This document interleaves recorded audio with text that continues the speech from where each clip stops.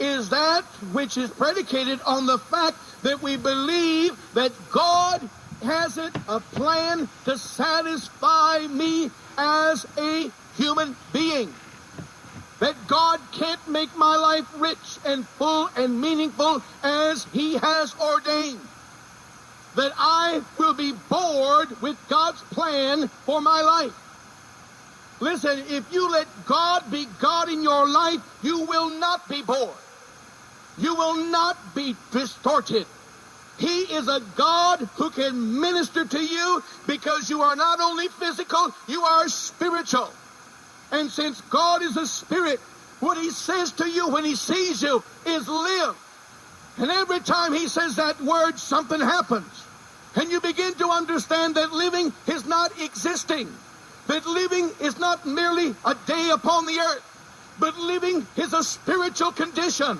It is a work that God does inside of us, and it causes the sunlight to be brighter. It causes the night to have beauty in it. It causes the heart to rejoice. When you have a relationship with God, He is saying, live, live, live. When He said He saw us lying, discarded in our afterbirth, and He said, I said, live. When I saw you dying, I said, live. And that's what God is saying to every man, live. And we answer God and say, but you can't make me live because you don't have enough to give me. You can't make me live because you don't have enough to satisfy me. You can't make me live because you don't know what it's like to be human. And He says, what do you mean? I was human. I know who you are. I came your brother, and I say live, and I can cause you to live too.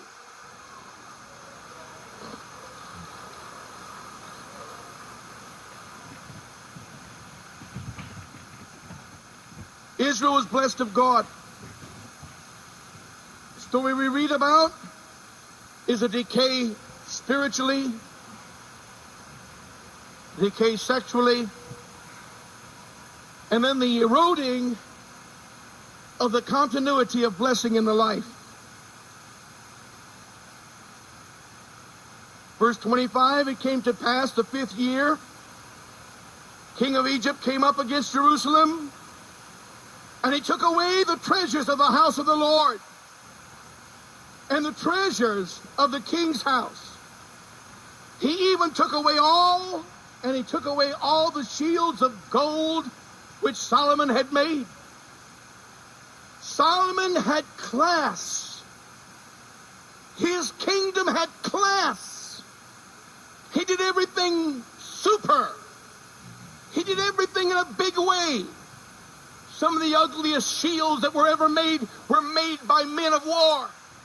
And they were made simply to hold back the very piercing darts that were hurled at soldiers.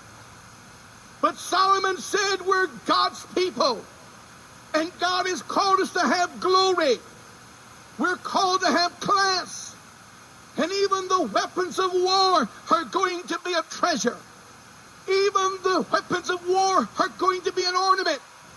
And he made these shields out of gold. And Israel went up on top of the mountain, committed spiritual adultery with superstitious religious artifacts, statues, and such, because they wanted more. But they ended up having less. And that's always a principle that God has ordained. That when you worship something else to get more, you'll have to come back to the testimony, I have less. I have less. When you declare something else is supreme, something else is important, your river dries up, your blessing dries up, your fountain dries up. The good things begin to be less in your life, and even the things that God one day gave you, these things begin to disappear as the enemy comes because of your distorted religion. And you begin to lose the things that God has given. You begin to lose the glory, the shine, and the beauty. And so when it was all over with, we look and we see that these shields are gone. And what happens?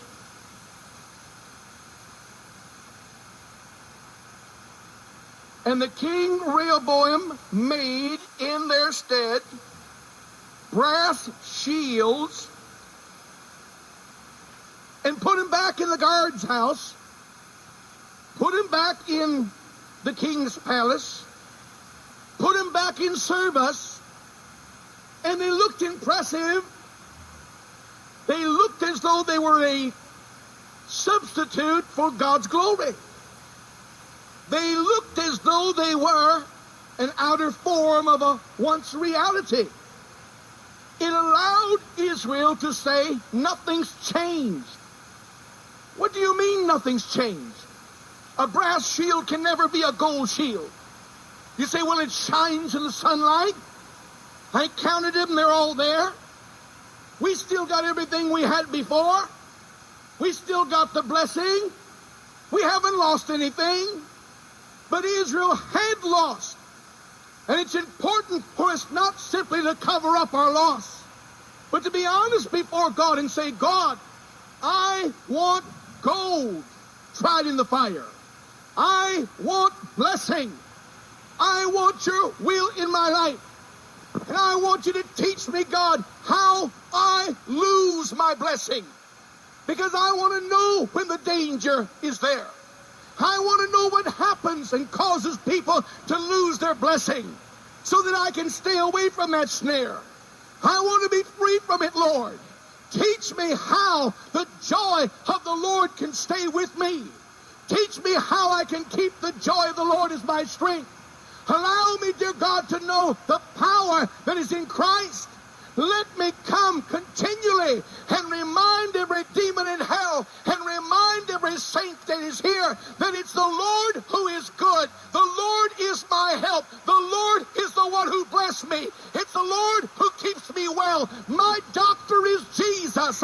My lawyer is Jesus. My friend is Jesus. My hope is Jesus. My help is the Lord.